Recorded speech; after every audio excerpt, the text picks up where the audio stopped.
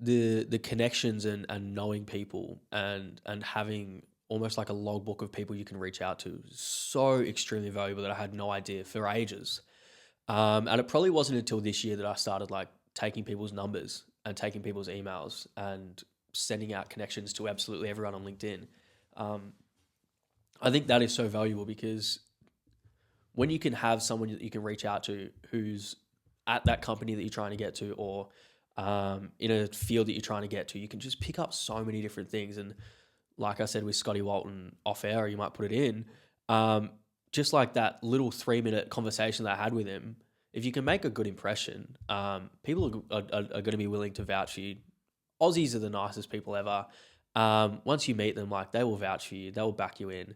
So just having those connections and being able to reach out to them in situations is just so beyond valuable. It's almost ridiculous how valuable it is, especially in sport when a lot of the jobs that go around are jobs that never make it sort of onto a job platform that you can apply for. A lot of them are, hey, we're thinking about, we're going to be looking for this. And if you can be in someone's, recommendation list of, oh, that's a cool opportunity. I saw X person doing that, or X person has reached out to me and was looking for a role in that. Here's their number or here's their email. Reach out to them and get them to apply. It's those sort of things that if you can just put yourself out there and find those connections, it's just so important.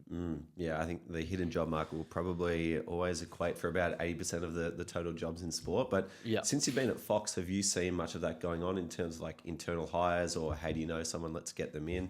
Absolutely. So there are just so many conversations that happen within offices or within production meetings where it's like, oh, we need this person. So like I'll be in the pre-game at Fox and there are some talent at Fox who work on radio and they're going, oh, we need someone on Monday to speak about X thing. And I can put my hand up and say, hey, I know this person who like knows this inside out, who they would never have gone to, but I can put their name forward and say, hey, this is the person you want to speak to. And on Monday I wake up and they're on radio speaking about this thing. And it's like, those are like the little opportunities that you can get just by putting your name out there and finding those connections. So many of those conversations happen behind closed doors where they will never be advertised publicly. And then they just get chomped up so quickly because if you have that connection, you have that in, it's so much easier for people to just take that person because they have the implicit trust of someone who's recommending them. And it's just a lot cheaper to not go through a massive application and hiring process and just say, we trust this person implicitly. They've got great reviews from everyone and they have a background or a portfolio or something. Bring them in. Let's get started now.